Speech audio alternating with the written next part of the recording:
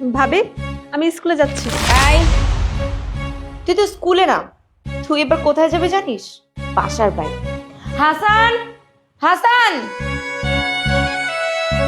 কি হয়েছে, ডাকছো কেন? হাসান, তুমি জানো তোমার বোন কি করেছে? তোমার বোনের ড্রয়ার থেকে দেখো আমি এটা পেয়েছি।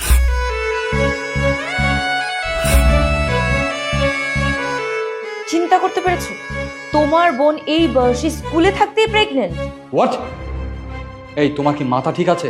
তুমি আমার বোনের নামে এইসব উল্টাপাল্টা কেন বলছো? আমার বোনের উপর তুমি কেন মিথ্যা অ্যালিগেশন দিচ্ছ? আর এসব কি আমি বলছি নাকি? তোমার হাতেই তো কিটটা আছে, দেখে নাও। রেজাল্ট তো পজিটিভ, এখান থেকেই বোঝা যায় যে ও কি আকাজ কুকাজ করে এসেছে। আরে ওদের মতো বয়সে থাকতে আমরা স্কুলে পড়তাম, চুপচাপ করে যেতাম আর আসতাম, আর ওরা এই সমস্ত কাজকর্ম করে বেড়াচ্ছে। ভাইয়া বিশ্বাস করো, এগুলো আমার না। ভাবি, তুমি এসব কেন করছো? আই মিন, একদম মিথ্যা কথা বলবে না। আর তুমি জানো ওর ব্যাগে ফোনও আছে। না না ভাইয়া, আমার কাছে কোনো ফোন নেই। দেখি, আমি দেখাচ্ছি ফোন আছে কিনা। হেমা, আমি তো ফোন পর্যন্ত ছিলাম, এখানে দেখি একটা দামি ফোন, এতগুলো টাকা। হাসান, গত কয়েকদিন আগে না তুমি আমাকে সন্দেহ করছিলে? তুমি আমাকে টাকা চুরির জন্য সন্দেহ করছিলে। এবার বুঝতে পেরেছো তোমার টাকাগুলো কোথায় যাচ্ছে? তোমার আদরের বোনই টাকাগুলো সরাচ্ছিল। হ্যাঁ না,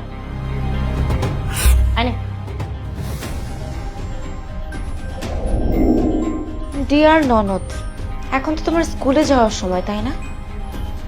টিফিন বক্সের বদলে তোমার ব্যাগে আমি এখন চুরির অপবাদ ঢুকিয়ে দিই। না, এবার স্কুলে চল, সরি, বাসার বাইরে চল। ভাইয়া বিশ্বাস করো, এগুলো আমার না। চুপ! একদম চুপ! তুই আর একটা কথাও বলবি না। তোর কি লজ্জা করে না? এই কাজগুলো করার আগে একবারও চিন্তা করিস তুই আমার ব্যাপারে? বাবা মা মারা যাওয়ার পর প্রত্যেকটা দিন, প্রত্যেকটা সেকেন্ড আমি তোর জন্য কষ্ট করেছি। তোকে কোনো দিন কোনো একটা সামান্য জিনিসের অভাব আমি দিই। প্রত্যেকটা জিনিস চাওয়ার আগে তোর সামনে এনে দিয়েছি। আর তুই তুই এই পরিণাম দিয়েছি ভালোবাসা? তোকে নিয়ে আমার কত স্বপ্ন ছিল, কত সব কিছু তুই মাটি করে দিলি। ভাইয়া বিশ্বাস করো, আমি সত্যি কথা বলছি। এই ফোন, টাকা কোনো কিছুই আমার না। ওকে ফাইন, তোমার যদি কোনো কিছু বিশ্বাস না হয়, তুমি আমার প্রেগন্যান্সি টেস্ট করাও, তাহলে তো সবকিছু ক্লিয়ার হয়ে গেল। টেস্ট তো আমি অবশ্যই করাবো, কিন্তু এখন না। এখন আমার একটা ইমার্জেন্সি মিটিং আছে, মিটিংটা আমার অবশ্যই অ্যাটেন্ড করতে হবে। তবে আমি 1 ঘন্টার মধ্যে ফিরবো, এসে যা করার আমি সেটাই করব। ধরে বলা কি যে করো না তুমি। কেমন লাগবে সেইটা?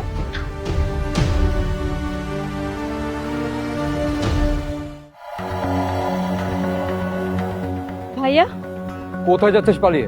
ভাইয়া আমি পালিয়ে কোথাও যাচ্ছিলাম না, আমি তোমার কাছে এসেছি। তোমাকে একটা জিনিস দেখাবো। এই ল্যাপটপে না ভাবির হোয়াটসঅ্যাপ লগ ইন করা আছে। কি? কিভাবে? আমি তোমাকে বলছি, ভাবি যখন ঘুমিয়েছিল তখন তার ফোন থেকে আমি সবকিছু নিয়ে নিয়েছি। আরে সে অন্যটা ছেলের সাথে পরকীয়া করছে, তুমি কোনো কিছুই জানো না। এই জন্যই তো ভাবি আমাকে ব্ল্যাকমেইল করছে।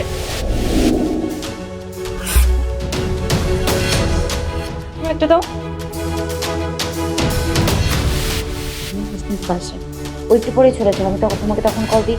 এখন যদি জানতে পারে তাহলে আমাদের সমস্ত প্ল্যান।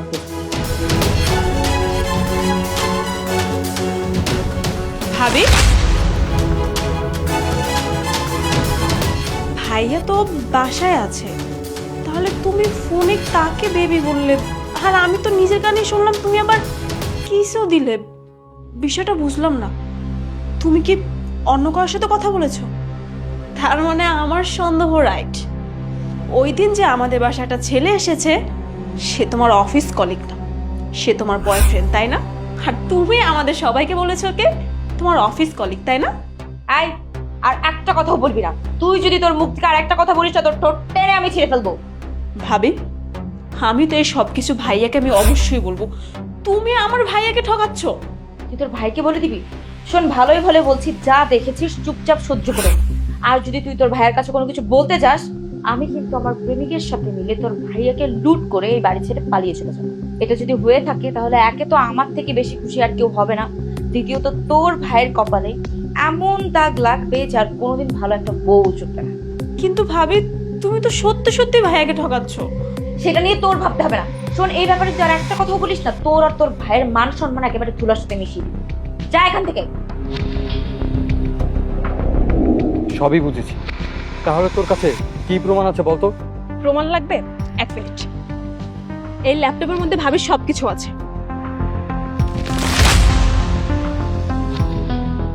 কি এবার বিশ্বাস হলো? এখন আমার কাছে সবকিছু ক্লিয়ার। আজকে ওকে আমি দেখেই ছাড়বো। তুই চল চল।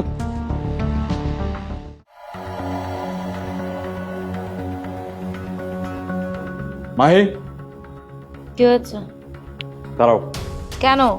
আমি দাঁড়াতে বলেছি, দাঁড়াও। এই, কি হয়েছে? এত রেগে কথা বলছো কেন? রেগে আছি কেন? রেগে আছে এর জন্য যে আজকে তোমার আসল সত্যটা আমার চোখের সামনে এসে পড়েছে। তুমি আজ পর্যন্ত আমাকে ধোকার মধ্যে রেখেছিলে, তুমি আমাকে চিট করছিলে, তুমি আমাকে চিট করার পাশাপাশি আমার বোনের নামে আমাকে উল্টাপাল্টা ইনফরমেশন দিতে, যাতে আমার বোনকে আমি খারাপ মনে করি। তোমার কি লজ্জা করলো না একবার? তুমি আমাকে অন্য একটা ছেলের জন্য চিট করলে। তোমার আর তোমার সেই বয়ফ্রেন্ডের চ্যাটিং আমার বোন আমাকে দেখিয়ে দিয়েছে। না না না হাসান, কি বলছে এগুলো? এগুলো সব মিথ্যে। ঠিক আছে, আমি মানলাম যে তুমি সত্যি কথা বলছো। এখন এই কথাটা তুমি তোমার মায়ের কসম খেয়ে বলো। কি চুপ করে আছো কেন? তাহলে নিশ্চয়ই আমার বোন যেটা বলছে সেটা সত্যি। তুমি অন্য একটা ছেলের জন্য আমাকে চিট করছো।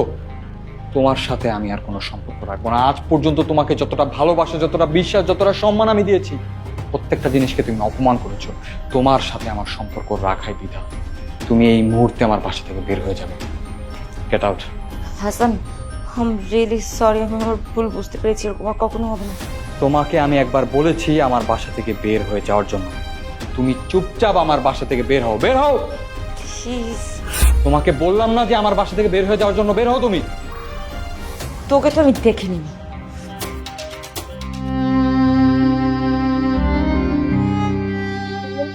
সরি, বিশ্বাস করো আমি তোমার সংসার ভাঙতে চাইনি। আরে বোকা, তুই কেন সরি বলছিস? তোর তো এখানে সরি বলার কোনো কারণ নেই। এখানে তো তোর কোনো দোষই নেই। দোষটা আমার কপালের। এমন একটা ক্যারেক্টারলেস, একটা লোভী মেয়েকে আমি আমার মন দিয়েছিলাম, ভালোবেসেছিলাম, সম্মান দিয়েছিলাম। এমনকি আমি ওর কথা এসে আমার আপন বোনকে পর্যন্ত সন্দেহ করতে বাধ্য হয়েছি।